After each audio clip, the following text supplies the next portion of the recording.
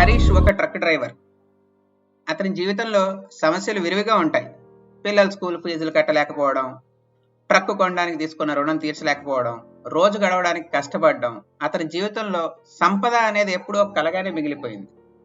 ప్రతిరోజు రాత్రి వేళ నిద్రపోయే ముందు చాలా మంది అదృష్టం వల్ల కోటీశ్వర్లు అయిపోతున్నారు, నేనెప్పుడవుతానా, నాకు అదృష్టం ఉందా అని ఆలోచిస్తూ పడుకునేవాడు. మరునాడే ట్రక్ చేసుకుని రోడ్ల మీద తిరిగేవాడు. ఒకసారి అతను కేరళ వెళ్ళినప్పుడు ఒక లాటరీ టికెట్ కనిపించింది. దాని మీద 5 కోట్లు అని ఉంది. అరే, ఇది తగిలితే నా జీవితమే మారిపోతుంది అని ఆశతో టికెట్ కొన్నాడు. కానీ ఎప్పట్లాగే కొన్న విషయం కూడా మర్చిపోయాడు. ఒకరోజు అతనికి ఒక పెద్ద వార్త వచ్చింది. అతనికి లాటరీ తగిలింది, 5 కోట్ల రూపాయలు. మొదట అతనికి నమ్మశక్యం అనిపించలేదు. అసలు ఆ అనుభూతికి పదాలు కూడా లేవు. హృదయం వేగంగా కొట్టుకుంటుంది, కాళ్ళు వణుకుతున్నాయి. నిజమేనా, నా జీవితమైనా మారిపోయింది అని అతను వెంటనే టికెట్ని తనిఖీ చేసుకున్నాడు. నిజమే అనుకున్నాడు. ఆనందంతో అతని కళ్ళల్లో నీళ్లు వచ్చాయి. సంవత్సరాలుగా తాను చూసిన కష్టాలు, అనుభవించిన బాధలు అన్నీ ఒక్కసారిగా దూదిపింజలా తీసేసినట్టు అనిపించింది. అతను ప్రభుత్వానికి పన్ను చెల్లించి మిగిలిన డబ్బు తెచ్చుకుంటాడు. ఊహించిన సంపద ఒక వర్షంలా అతడి మీద పడింది. ఇంటికి రాగానే ఆశ్చర్యంగా కనిపించింది ఒక దృశ్యం. ఎప్పుడూ కనబడిన బంధువులు, పుట్టినరోజుకైనా ఫోన్ చేయని వారు, ఏవో తాతల కాలం నాటి బంధుత్వాన్ని గుర్తు చేసుకుంటూ అతని ఇంటికి వచ్చేశారు. అన్నయ్య, మనం చిన్నప్పుడు ఎంత బాగా కలిసి ఉన్నామో గుర్తుందా అన్నారు ఒకరు. బాబు, నువ్వు ఎంత గొప్పవాడివయ్యో, నీ దయ వల్ల మేము బతుకుతాం అన్నారు ఒక తాతగారు. ఇంకా ఎవరైనా ఏదైనా సహాయం కోరతారా అన్నట్లుగా అతని అందరి వైపు చూశాడు. గందరగోళానికి గురయ్యాడు. ఇంట్లోకి వెళ్లే ముందు హరీష్ ఒక క్షణం ఆలోచించి గుడికి వెళ్లాలని నిర్ణయించుకున్నాడు. చిన్నప్పటి నుంచి తనకి భక్తి ఉంది, కానీ రోజువారీ పోరాటాల్లో ఆ పరమాత్మ గురించి ఆలోచించలేకపోయాడు.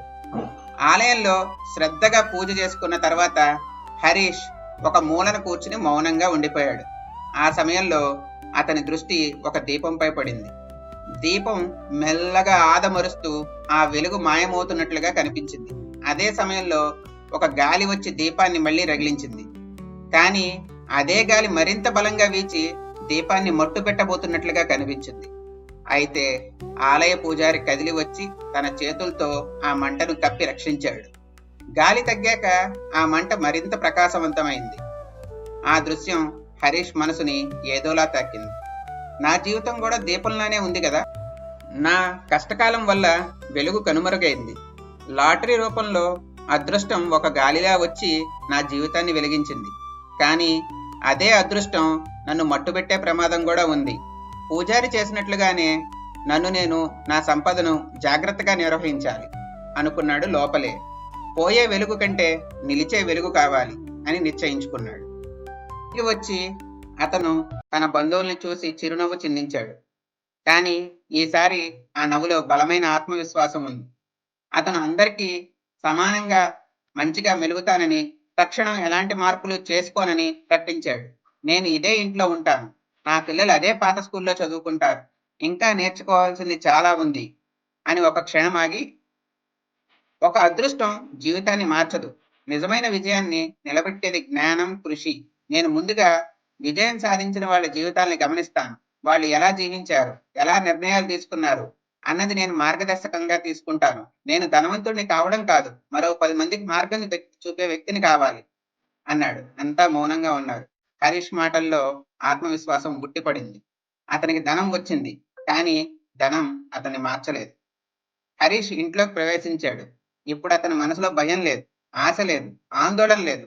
కేవలం ఒక స్పష్టమైన లక్ష్యం ఉంది. ఇప్పుడు అతని జీవితం ఒక కొత్త దిశలో నడుస్తుంది.